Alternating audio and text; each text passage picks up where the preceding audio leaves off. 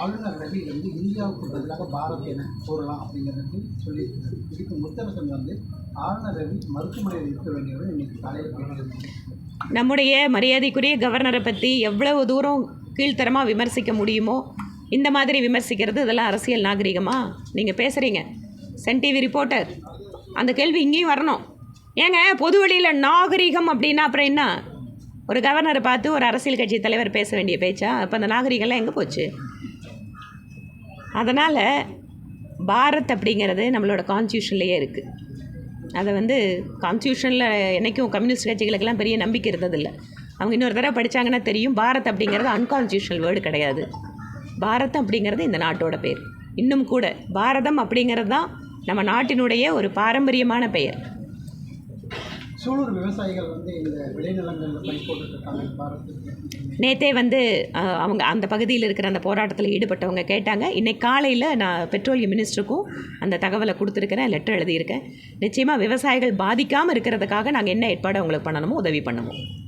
15 நாளைக்கு முன்னாடி உங்களுடைய செய்தியாளர் சந்திப்பு காந்திபுரத்தரப்போ ஒரு ரசிகர் விஜயனுடைய ஃபோட்டோ பின்னாடி காட்டுறது நானும் பார்த்தேன். நிறைய தரம் அது நிறைய பேர் அந்த வீடியோஸு இன்ஸ்டாவில் இதெல்லாம் போயிட்டுருக்கிறத பார்த்தோம். இதுக்கு நீ என்ன சொல்ல முடியும்? நாங்கள் எந்த அளவுக்கு இருக்கோன்னு பாருங்கள். யார் வேணுனாலும் எங்கள் பின்னால் காட்டுற அளவுக்கு பிஜேபி கருத்து சுதந்திரத்தை அனுமதிக்குது. ஓகே, ஒரு பக்கம் அது ட்ரோலு, ஒரு மீம்ஸு, ஒரு காமெடி, எது வேணாலும் எடுத்துக்கலாம், என்ன மெசேஜ் வேணாலும் எடுத்துக்கலாம். பட் நீங்கள் கேட்குறீங்க இல்லையா, இதே விஷயத்தை இன்னொரு கட்சியில் இந்த பக்கம் நின்று பண்ண முடியுமான்னு பாருங்கள். அப்போ யார் பாசிசம், யார் கருத்து சுதந்திரம், எங்கே சட்டம் அப்படிங்கிறதெல்லாம் தெரிய வரும். So they taking it in a light way. Sarkar போட டைலாக போட்டுட்டு கூட்டம் யாரை பார்க்குறாங்கன்றத முக்கியம், யார் ரசிக்கிறாங்க அந்த மாதிரி இதெல்லாம் போட்டுருக்காங்க. மீம்ஸுக்கு என்னங்க, நிறைய எப்படி வேணாலும் போடலாம். இல்லை இப்போ படம் பார்த்துட்டீங்களா? மகாராஷ்டிரா எலெக்ஷன் நடந்துட்டுருக்கு, ஜார்க்கண்ட் எலெக்ஷன் நடந்துட்டுருக்கு. இதில் கங்குவா படத்தில் திரை விமர்சனம் நேருக்கு எதிராக எப்போ படம் ரிலீஸ் ஆச்சு? முந்தா நேற்று ஆயிடுச்சு. ஆனால் அந்த விமர்சனம் ரொம்ப தரக்குறைவாக போடுறதுனால நிறைய பேர் கமெண்ட் பண்ணிட்டு இருக்காங்க. ஜோதிகாங்கோட யார் விமர்சனம் தரக்குறைவாக போடுறாங்க? பொதுமக்கள், ரசிகர்கள், இந்த படம் பார்த்துட்டு வந்தவங்க நிறைய பேர் விமர்சனம். சரி, ஒரு படத்தை பார்த்தா ஒவ்வொருத்தருக்கும் ஒரு கருத்து வரும். இதில் நாங்கள் என்ன சொல்கிறது? இல்லைங்க, நான் படம் இன்னும் பார்க்கல.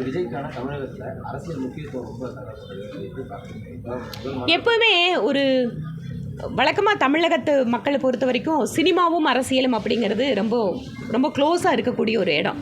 அதனால் சினிமா நடிகர்கள் யார் வந்தாலுமே, அதிலும் குறிப்பாக அரசியலுக்கு வருகின்ற பொழுது ஒன்று அவங்கக்கிட்டேயும் பெரிய எதிர்பார்ப்பு இருக்குது. மக்களும் அதுக்கு ஒரு பார்க்கறது அப்படிங்கிறதும் அதை பற்றி கேட்டுக்கிறது அப்படிங்கிறதும் வழக்கம்.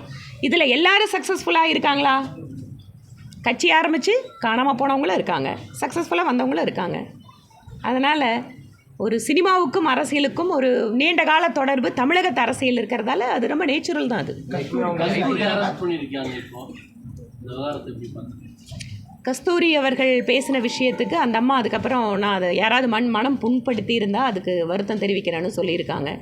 அதுக்கப்புறம் கூட அரசு அவங்கள அரெஸ்ட் பண்ணியிருக்குது. அஃப்கோர்ஸ் ஹைகோர்ட்டில் அவங்களோட பெயிலும் ரிஜெக்ட் ஆகிருக்குது. சட்டப்படியான அந்த ரீதியாக நடவடிக்கைகளை அந்த அம்மா அதை மேற்கொள்வாங்க. பத்திரிகையாளர் சந்திப்பில் பின்னாடி ஃபோட்டோ காமிச்சது ஜனநாயக ரீதியாக லைட் வெயிட்டாக எடுத்துக்கிட்டீங்க. லைட் வெயிட்டாக இல்லை, அது பெருசாக பண்ணிக்கல. ஆனால் இதுக்கு முன்னாடி பெட்ரோல் விலை பற்றி தமிழிசை சவுந்தரராஜன் அவருடைய பத்திரிகை சந்திப்பில் ஒரு ஆட்டோ ஓட்டுநர் கேட்டார், சில ஆண்டுகளுக்கு முன்பாரு. அப்போ அவரை அடிச்சிட்டாங்க அப்படின்லாம் ஒரு பெரிய பிரச்சனை ஆச்சு. யாரையும் எல்லாம் எங்கள் கட்சிக்காரங்க அடிச்சிருக்க மாட்டாங்க.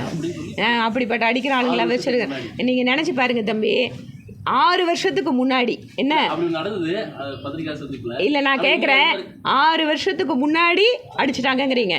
அப்புறம் தொடர்ச்சியாக நாங்கள் தான் ஆட்சியில் இருந்தோம். இப்போவும் திரும்பி 3வது முறையாக நாங்கள் தான் ஆட்சிக்கு வந்திருக்கோம். ஆனால் ஒரு பத்திரிகையாளர் சந்திப்பு நடக்கும்போது ஒரு சின்ன தம்பி காட்டுற அளவுக்கு நாங்கள் எப்படி இருக்கோம்? எல்லாத்தையும் மதிக்கிறோம். நன்றிங்க, நன்றி.